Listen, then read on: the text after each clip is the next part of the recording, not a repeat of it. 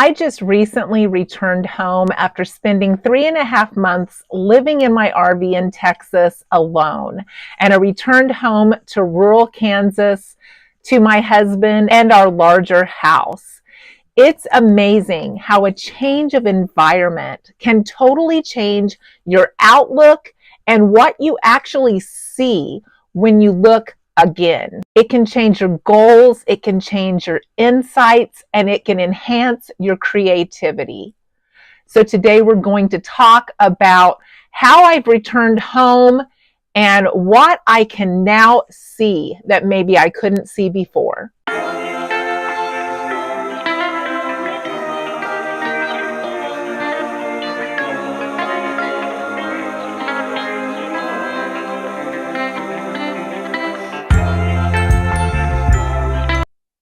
I have a question for you. This is something that I was thinking about since I returned home.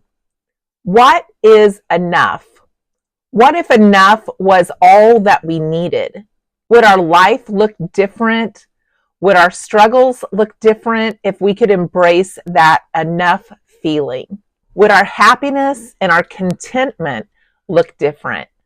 I absolutely think that it would for me if I could just tackle where I'm at with this decluttering thing. And as I thought about that, I thought, when do we transition from decluttering to downsizing? I'm in my upper 50s. And I thought, decluttering sounds like a huge project. And I've been undertaking this huge project as time allowed over the last 4.5 years. I worked full time. I took care of the home. My kids are all grown now. And so I would take bits and pieces of time that I had trying to declutter things. And I made huge strides, but I still have a long ways to go. And then I thought, if I could transition my mind from decluttering to downsizing, it sounds better. It sounds easier in my brain. It sounds like I'm just determining what I really need to keep, and everything else can go by the wayside because that is just extra. And I'm thinking that I'm going to start using that downsizing word because I feel like it works better for me. I had this huge list of things that I wanted to do when I got home.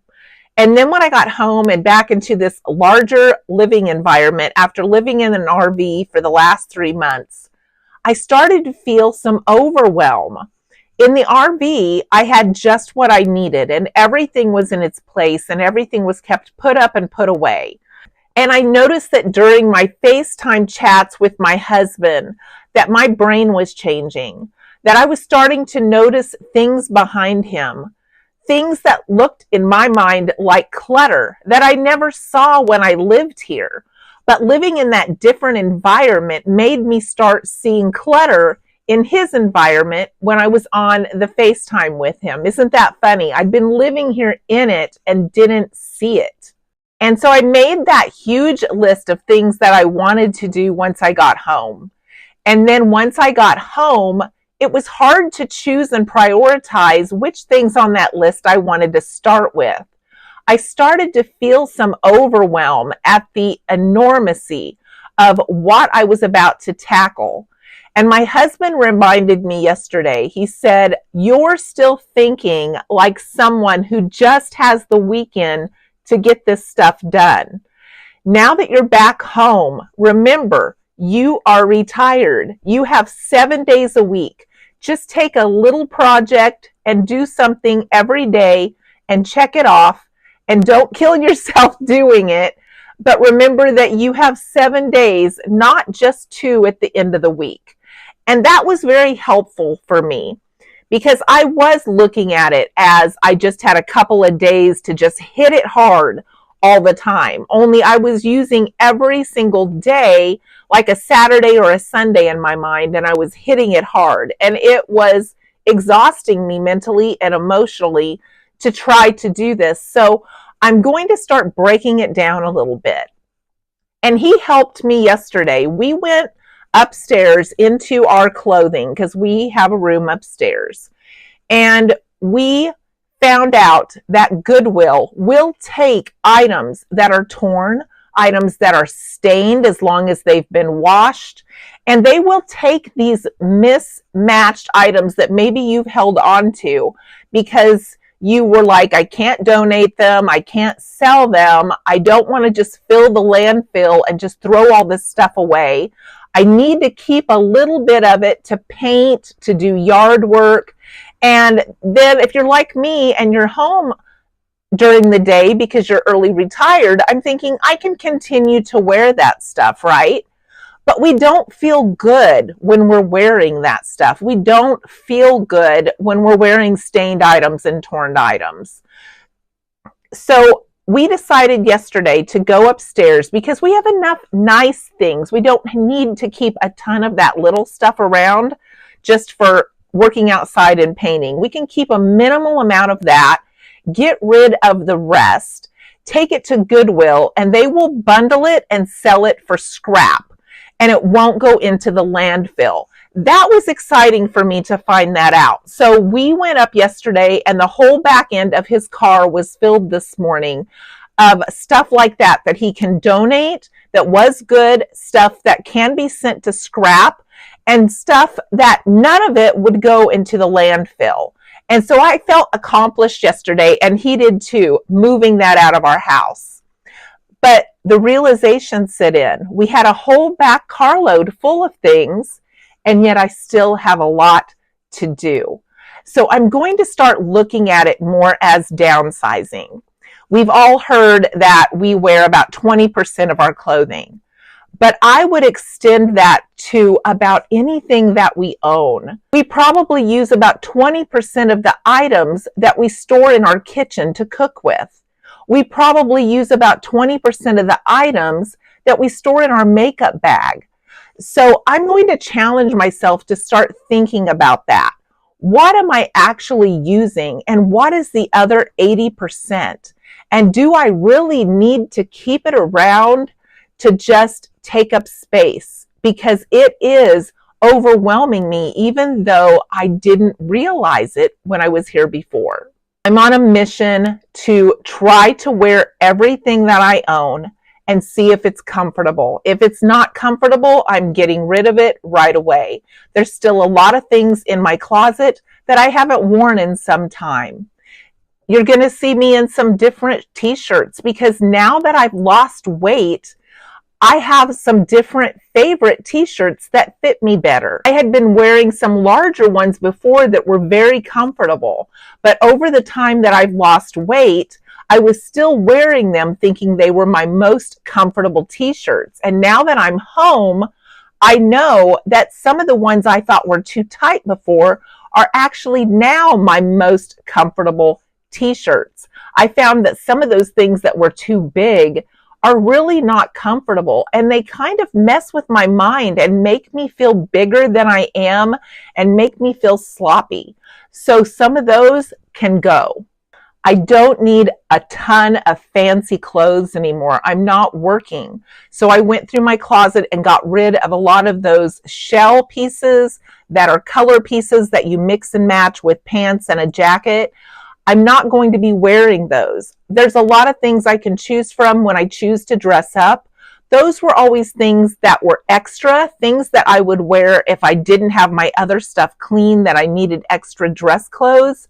But I'm never going to be to the point where I need a bunch of extra dress clothes now. I can wear my favorites and I can get rid of the ones that were not my favorites. So I started with my summer clothing, and I even thought about getting rid of some of the stuff that I had in there that I knew was too small. And then I tried it on yesterday and it fit. I'm going to have to look at each piece of my clothing in a totally different way now because I knew this was too small. I knew it, but I tried it on anyway and it fit and it's actually comfortable. So I need to reassess what I have to see what needs to go, what's too big, and what actually fits me and is comfortable. So as I was talking to my husband on the FaceTime, I was noticing things that I had missed getting down from the holiday before I left. I noticed items that were winter curtains because it was still winter here for him. And so when I got home, I took those down and replaced those. So the change from decluttering to downsizing, I feel has some different questions. And I feel like downsizing is a more positive move. It makes me feel like I've actually made progress, and I have, and I want to reward myself for that. So I'm going to change that word. So which items are still useful but not being used by us? Can I make some room in my kitchen cabinets to downsize some of these pantry goods I have in shelves and move them into the cabinets and get rid of those shelves to give me more visual space? And if it doesn't have a place and we don't use it every day, does it really belong here? There's some things like that that I noticed when I was speaking to him that made me think of that question. And then I realized some of these things are just not worth me wrestling the decision over and over. They just need to go. I like listening to Erica Lucas on YouTube. I don't know if you guys have ever checked her out, but she's somebody that had a lot of stuff, and she went down to trying to minimalish her home and keep her home cleaner than it had been. She had been storing things, moving things from place to place, many of the things she hadn't looked at in years, but yet she didn't let go of them. And she has some very good questions that she asks herself when she goes through stuff. She says there are 3 lies that we tell ourselves: that we might need it, that we don't have time to deal with it, and that we will regret getting rid of it. And that those things a lot of times hold us back on dealing with whatever it is that we don't want to make a decision about. And then she also says the thing that we want to become has to be more than the thing that we have. What do we want to gain out of this downsizing? Do we want to gain a cleaner house? A house that's easier to take care of? Do we want to gain more time with our significant other? Do we want to have better sleep? More money? What do we want to gain out of doing this, and use those things that we want to gain out of this experience to motivate ourselves? There's times when I've been shopping and my mind has almost fooled me into getting some things. When I was in Texas after Christmas, there were things that were being discounted. And I caught my brain trying to tell me that I should grab that. I found some Christmas stockings at Dollar General for 25 cents, and they were beautiful. They were blue, which is not a color that I usually go with for Christmas. But last year we were short some stockings because my middle boy usually brings his stockings when he comes, and he had forgot and left them at his home. So he had texted me the night before and he said, "I'm so sorry, my wife and I forgot our stockings." And I said, "Don't worry about it, we'll figure something out." I thought back to the time when I was young and we used to use our knee socks to hang them up. We never had a stocking. And that's what we used, and it worked, right? So I started thinking, what do I have that would look festive that I could substitute? Well, I had a couple of those fuzzy Santa hats, and with the white rim on it that are sewed on, I could flip it over and just hang it on the hook, and we could fill that with their stocking. So I used those Santa hats and we got by, and it worked beautifully, and it was still festive. So when I was standing in that Dollar General store thinking maybe I should get some of these 25-cent stockings just in case someone forgets their stocking next time, I talked myself out of it. I thought, I don't care if it's a quarter. It's not the money. It's the fact that you don't want to store anything else that's going to fall in that just in case category. So I was so proud of myself. I left those stockings there and I didn't buy them.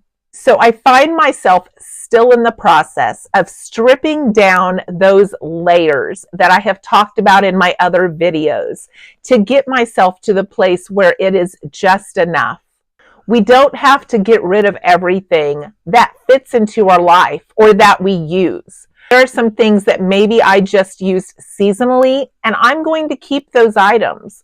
But there is also excess in things that I use seasonally that I can let go. So as I go through my closet, I am going to look at the items that I have been wearing often.